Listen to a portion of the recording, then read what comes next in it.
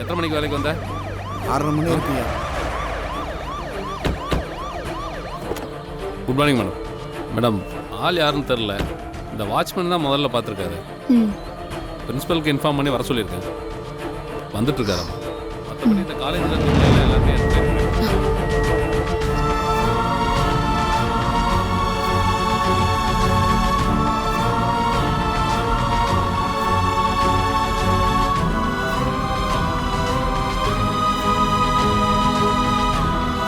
யார் முதல்ல பார்த்தது?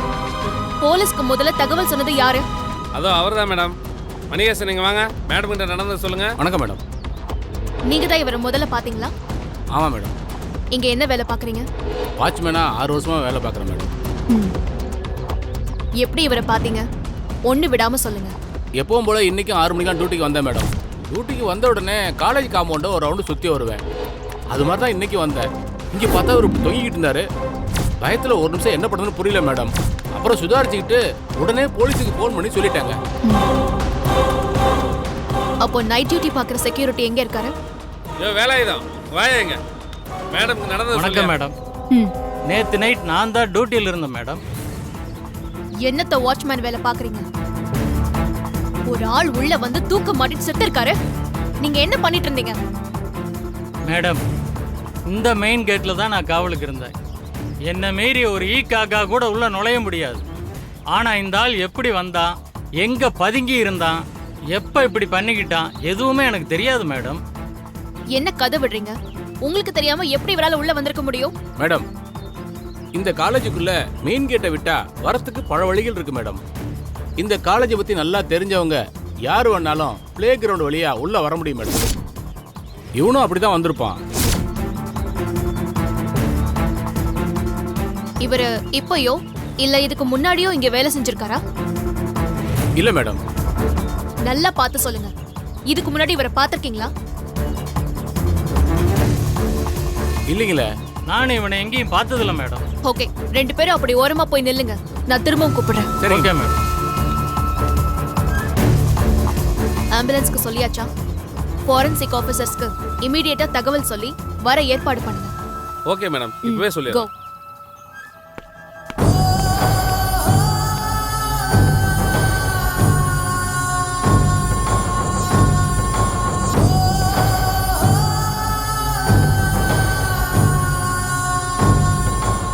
என்ன மேடம், என்னாச்சு?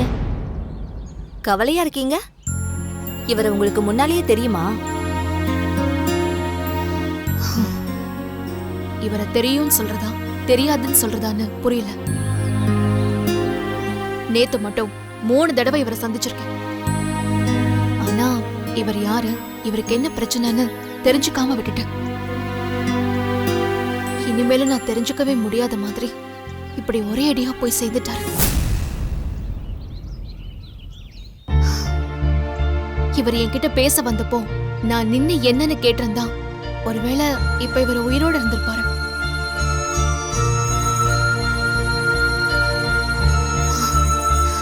அது நினைச்சாதான் ரொம்ப குற்ற உணர்வா இருக்கு. மேடம், ஃபாரன்சிக் வந்துட்டு இருக்காங்க. Ambulance on the way madam. Okay. Yes madam. Principal, dean மாதிரி காலேஜோட பொறுப்பான பதவியில இருக்கிறவங்க யாராவது வந்திருக்காங்களா? மேடம், நான் விசாரிச்சுட்டேன். பிரின்சிபல் வீட்ல இருந்து கிளம்பி வந்துட்டு இருக்காராம்.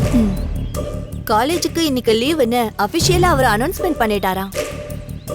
எல்லாரும் போலீஸ் விசாரணைக்கு முழு ஒத்துழைப்பு கொடுக்கணும்னு ஸ்டாஃப்ஸுக்கு உத்தரவு போட்டிருக்காராம். அவரே உங்ககிட்ட நேர்ல வந்து பேசுறதா சொல்லிருக்காராம். அப்போ கேட் வாசல்ல இன்னைக்கு லீவுன்னு போர்ட் போட சொல்லுங்க. இப்போதைக்கு யாரையுமே புதுசா உள்ள விடாதீங்க. சரிங்க மேடம்.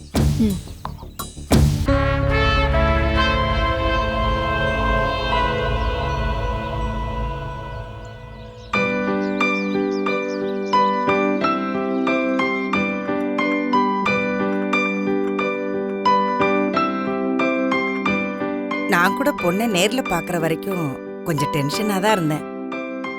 ஆனா போட்டோல பார்த்ததை விட நேர்ல பார்க்கும்போது 4 மடங்கு அழகா தான் இருக்கா.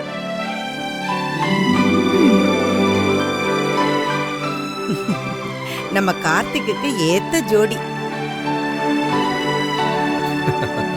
ஆமா, நேத்து அந்த பத்ராவோட அப்பா கிட்ட கல்யாண செலவு பத்தி எதுவும் அலட்டிக்க வேணும்னு சொன்னீங்களே, என்ன அர்த்தம் அதுக்கு? இந்த கல்யாணத்தை பொறுத்த வரைக்கும் எல்லா செலவையும் நாமளே ஏத்துக்கிறது தான் சரின்னு நினைக்கிறேன்.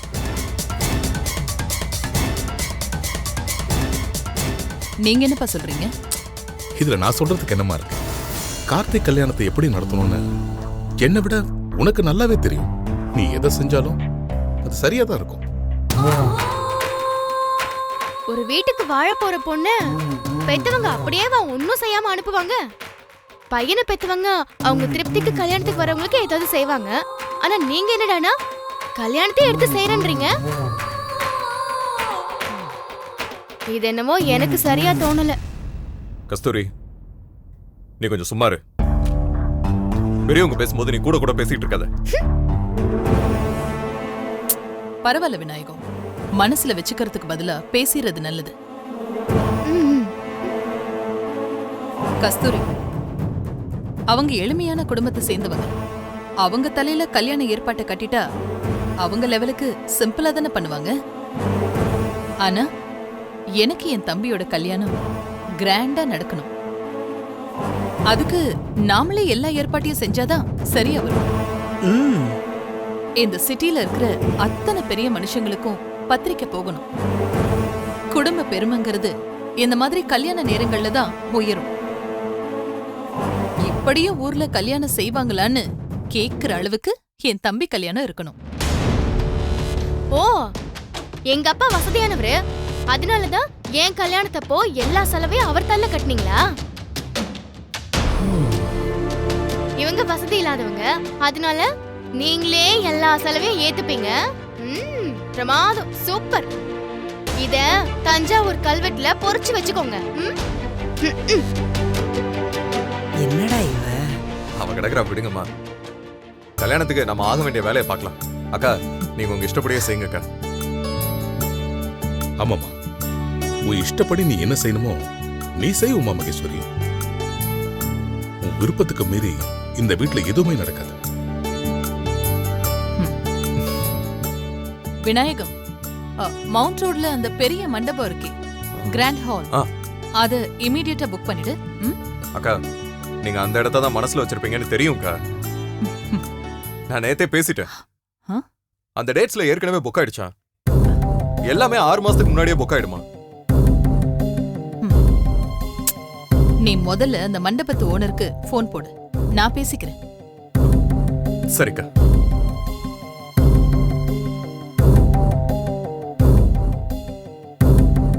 வணக்கங்க. அக்கா பேசணும்னு சொன்னாங்க, ஒரு நிமிஷம். அக்கா. ஹலோ, நான் உமா மகேஸ்வரி பேசுறேன். என் கடைசி தம்பிக்கு கல்யாணம் ஃபிக்ஸ் பண்ணிருக்கோம். விநாயகம் ஏற்கனவே இத பத்தி உங்ககிட்ட பேசிருக்கான் இல்லையா? அதெல்லாம் நீங்க சொல்லக்கூடாது. இதுவரை எங்க ஃபேமிலி ஃபங்க்ஷன்ஸ் எல்லாமே உங்க ஹால்ல தான் நாங்க நடத்தியிருக்கோம். என்ன ப்ரோக்ராம் புக் ஆயிருக்கு? ஓ, இசை நிகழ்ச்சியா? யார் நடத்துறா? ஓ, அவரா? சரி, நான் பாத்துக்கிறேன். தேங்க்யூ. உங்ககிட்ட அந்த மியூசிக் டைரக்டர் மனுஷ் நம்பர் இருக்கா? யாரு? அந்த நேஷனல் அவார்டு வாங்கின மியூசிக் டைரக்டர் மனுஷ் தியாகராஜனா? ஆமா, அவருக்கு கால் போடு.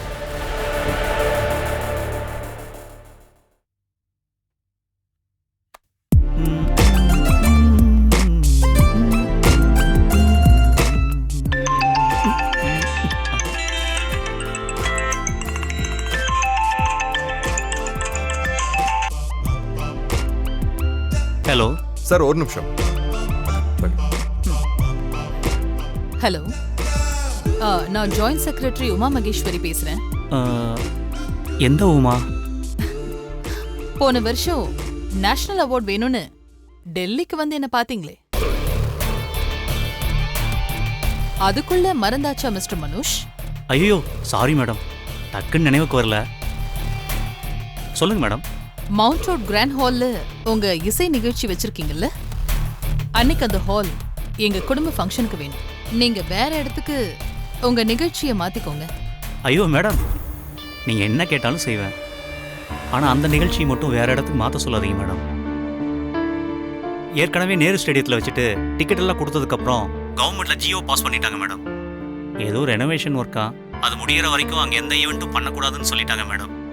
அதனால் ஸ்பான்சர்ஸ், ஃபேன்ஸுன்னு எல்லாருக்கும் அதிருப்தி ஆயிடுச்சு மேடம். கஷ்டப்பட்டு இந்த ஹாலை புக் பண்ணியிருக்கேன் மேடம். இது கொஞ்சம் பெரிய ஈவெண்ட்டு. இதை விட வசதியான இடம் வேறு எதுவும் எனக்கு கிடைக்காது மேடம். ப்ளீஸ் என்ன தப்பாக நினைக்காதீங்க மேடம். நேரு ஸ்டேடியத்துக்கே உங்க நிகழ்ச்சியை திரும்ப மாத்தினா ஓகே தானே? அது எப்படி மேடம்? கவர்மெண்ட்டில் ஜியோ பாஸ் பண்ணியிருக்காங்களே. அரசாங்கத்தை பொறுத்த வரைக்கும் எனக்கு வேணும்னா எந்த கதவும் திறக்கும்.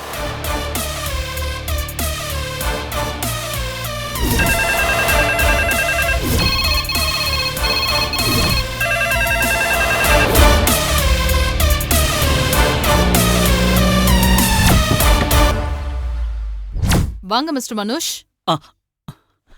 வணக்கம் மேடம். தேங்க்யூ. ப்ளீஸ் உட்காருங்க. நான் நினைச்சே பார்க்கல மேடம். நேரு ஸ்டேடியத்தில் என் இசை நிகழ்ச்சி ஓப்பன் பண்ண ஒத்துக்கிட்டாங்க. மேடம் மனசு வச்சா நடக்காதுன்னு ஒன்று இருக்கா? இவ்வளோ சீக்கிரமாகவே நேரு ஸ்டேடியத்தில் எனக்கு அரேஞ்ச் பண்ணுவீங்கன்னு நான் நினைக்கவே இல்லை மேடம். முன்ன விட இப்போ என் ப்ரோக்ராம் ரொம்ப கிராண்டாக இருக்க போகுது. அதுக்கு நீங்கள் தான் மேடம் காரணம். ரொம்ப தேங்க்ஸ் மேடம். அப்போ நான் வரேன் மேடம். வரேன் சார். வரேம்மா. பாப்பா.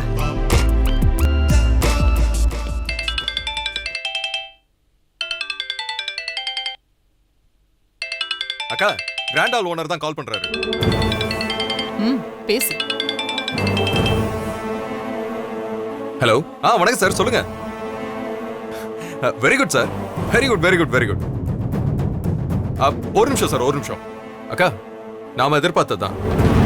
கிராண்ட் ஹால் நம்ம கேட்ட டேட்டுக்கு ஓகே சொல்லிட்டாங்க.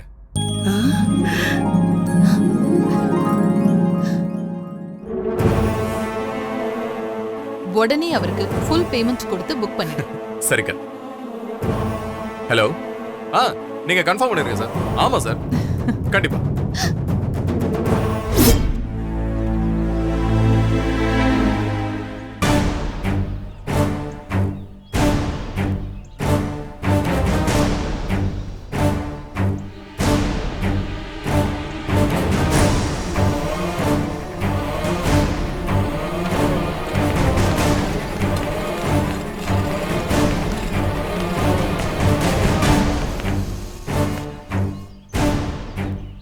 நான் தேடின வரைக்கும் தற்கொலை கடிதம் எதுவும் இல்லை. நீங்க பாடியை செக் பண்ணப்போ சூசைட் நோட் மாதிரி ஏதாவது கிடைச்சதா? அப்படி எதுவும் கிடைக்கல மேடம். ஆனால் முதல் கட்ட ஆய்வில் தற்கொலை மாதிரி தான் தெரியுது. ரிப்போர்ட் சீக்கிரம் ரெடி பண்ணிட்டு உங்களுக்கு கால் பண்ணுறேன். ஷியோர்.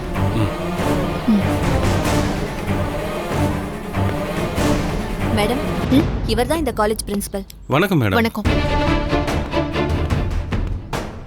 அவர் முகத்தை காட்டுங்க சார். அவர் முகத்தை பாருங்க. இவரை உங்களால ஐடென்டிஃபை பண்ண முடியுதா? இவரை தெரியும் மேடம். இவர் பேர் தென்னவன். இந்த காலேஜோட ஓல்ட் ஸ்டூடெண்ட். அப்படியா? அப்போ இந்த காலேஜ் ரெக்கார்ட்ஸ்ல தேடினா இவரை பத்தின டீடைல்ஸ் எடுக்க முடியும். அதை வச்சுதான் இவரோட ஃபேமிலியை காண்டாக்ட் பண்ண முடியும். ஆமா, இவர் எப்போ இங்க படிச்சாரு? இவர் இங்க படிச்சப்போ நான் லெக்சரரா இருந்தேன். ஒரு 20 வருஷம் இருக்கும். இங்க வாட்ச்மேனா வேலை பார்த்தவரோட பையன்தான் இவரு. அப்போ இவரோட ஃபேமிலியை காண்டாக்ட் பண்றது இன்னும் ஈஸி. இவர் எதுக்கு இங்க வந்து தற்கொலை பண்ணிருப்பாருன்னு நீங்க நினைக்கிறீங்க? தெரியலையே மேடம். எங்க காலேஜ் பேரை கெடுக்கிறதுக்குனே இங்க வந்து செத்துருக்காரு. 20 வருஷத்துக்கு முன்னாடி இவர் இங்க படிச்சப்போ இப்படிதான். இவரால் இந்த காலேஜுக்கு ஒரு பெரிய கெட்ட பேர் ஏற்பட்டுருச்சு. அதனால தான் இவர் முகத்தை இப்ப வரைக்கும் என்னால மறக்க முடியல. அப்போ என்ன நடந்தது கொஞ்சம் தெளிவா சொல்லுங்க. தென்னவன் காலேஜ்ல வச்சு ஒரு பொண்ணை கொலை பண்ணிட்டார். இவர் கூட படிச்ச பொண்ணுதான். நல்ல ஃப்ரெண்ட்ஸா ஒன்னாதான் சுத்துவாங்க. ஆனா திடீர்னு ஒரு நாள் கொலை பண்ணிட்டார். ஏதோ லவ் மேட்டர்னு நினைக்கிறேன். கிரிக்கெட் பேட்ல அடிச்சு கொண்டுட்டார். அரெஸ்ட் ஆகி ஜெயிலுக்கு போனார். ஆயுள் தண்டனையும் கிடைச்சது. அதோட இவங்க அப்பாவும் வாட்ச்மேன் வேலையை விட்டுட்டு போயிட்டாரு. எப்போ இவர் ஜெயிலேருந்து ரிலீஸ் ஆனாரு, ஏன் இங்க வந்து செத்தாருன்னு எதுவுமே தெரியல. ஒருவேளை கொலை பண்ண பொண்ணை நினைச்சு வருத்தப்பட்டு இங்க வந்து செத்துட்டாருன்னு நினைக்கிறேன். என்ன சார் இது? ஒரே அதிர்ச்சிக்கு மேல அதிர்ச்சியா சொல்லிட்டு இருக்கீங்க. இவரு ஒரு கொலை குற்றவாளியா? உறுதியா தெரியுமா? தெரியும் மேடம். இவர் தானே அது? நிச்சயம் தெரியும் மேடம். அந்த தென்னவன் இவருதான். எப்படி இவரை மறக்க முடியும்? சார், இந்த கொலைக்கே சம்பந்தமா உங்களுக்கு வேற என்ன ஞாபகம் இருக்கு? சாரி மேடம், எனக்கு இதுக்கு மேல டீடைல்ஸ் தெரியாது.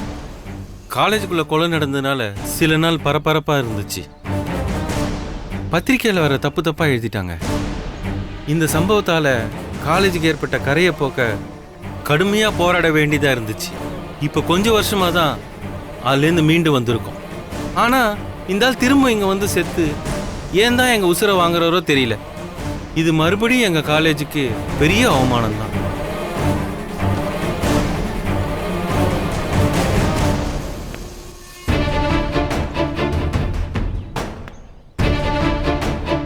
ஒரு கொலை, அதுக்கு 20 வருஷம் ஜெயில், ரிலீஸ் ஆகி வந்து தற்கொலை. மீடியாவுக்கு ஒரு நல்ல கவர் ஸ்டோரி தான். ஆனா முடிஞ்ச வரைக்கும் எங்க சைடுல இருந்து காலேஜுக்கு எந்த கெட்ட பேரும் வராத மாதிரி நியூஸ் கொடுக்காம பாத்துக்கிறோம். ரொம்ப தேங்க்ஸ் மேடம். நான் வரேன். நீங்க போங்க.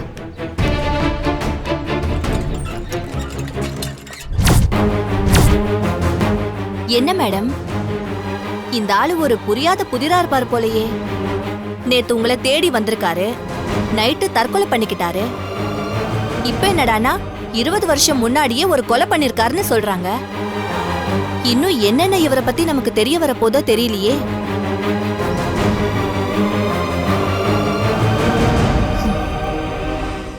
ஷீலா, நீ உடனே ஜெயிலுக்கு போ. தென்னவனை பத்தி முழுசா தெரிஞ்சுக்கிட்டு வா. Yes madam.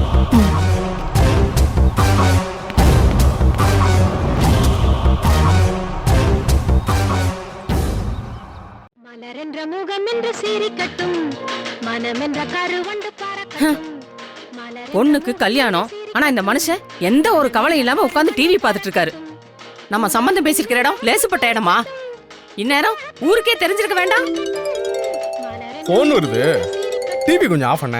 இவ்வளவு நேரம் நீங்க தானே டிவி பார்த்துட்டு இருந்தீங்க, நீங்களே நிறுத்துங்க, எனக்கு உள்ள வேலை இருக்கு.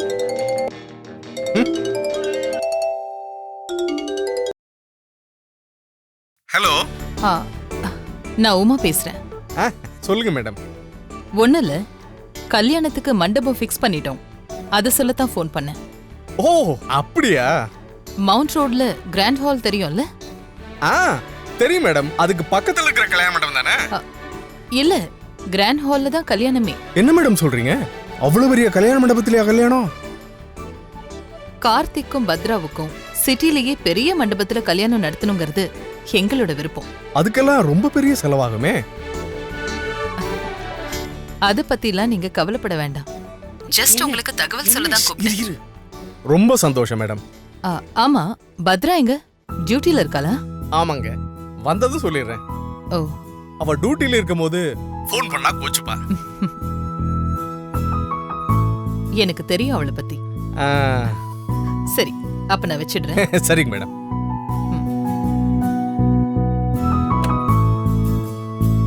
என்னங்க, என்ன சொன்னாங்க? இரு, எல்லாம் நல்ல விஷயம் தான்.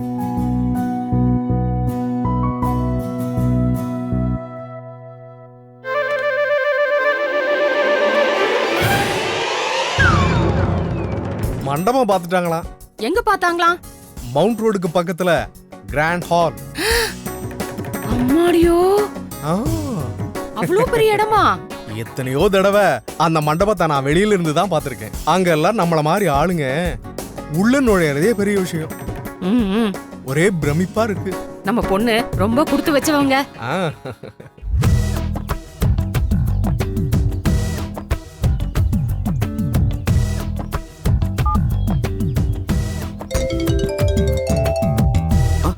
ஹாய் மாமா. ஓ மாப்பிள்ளையா, எப்படி இருக்கீங்க மாப்பிள்ள? நான் நல்லா இருக்கேன் மாமா. என்ன விஷயம் மாப்பிள்ள? அது வந்து கல்யாணத்துக்கு மண்டபம் புக் ஆயிடுச்சு, அதை சொல்லலாம் தான் ஃபோன் பண்ணேன். இப்பதான் உங்க அக்கா ஃபோன் பண்ணி மண்டபம் புக் பண்ணியாச்சுன்னு சொன்னாங்க. அடடா, இதுதான் என் அக்காவோட ஒரே பிரச்சனை.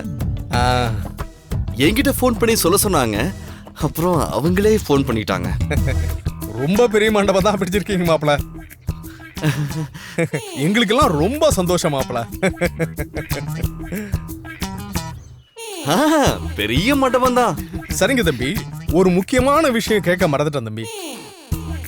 உங்க அக்கா கிட்ட கொஞ்சம் போன் தரீங்களா?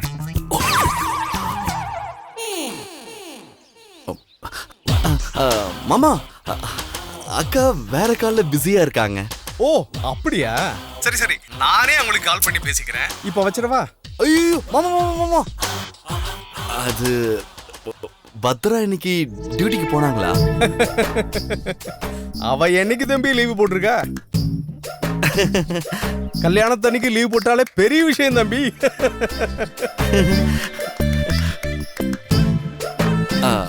அங்கிள், பத்ரா கிட்ட ஃபோன் பண்ணி கொஞ்சம் தகவல் சொல்லணும். அவங்க ஃபோன் நம்பர் கொஞ்சம் தர முடியுமா? உங்களுக்கு எதுக்கு தம்பி வீண் சிரமம்? நீங்க எதுக்கு தம்பி பேசிக்கிட்டு? அத பத்ரா கிட்ட நானே சொல்லிக்கிறேன். என்னங்க உங்க போன 98521.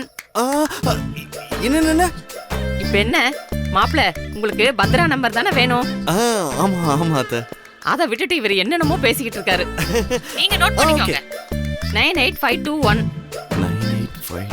24546 24546. Okay okay. சரிங்க மாப்பிள்ள. சரியான டியூப் லைட்டுங்க நீங்க. அறுத்து தள்ளுறீங்க. மாப்பிள்ளையோட நிலைமையை புரிஞ்சுக்காம தொண பேச்சு. பொண்டாட்டி பொண்டாட்டி நீ தாண்டி, செல்ல குட்டி தாண்டி, என் மனசு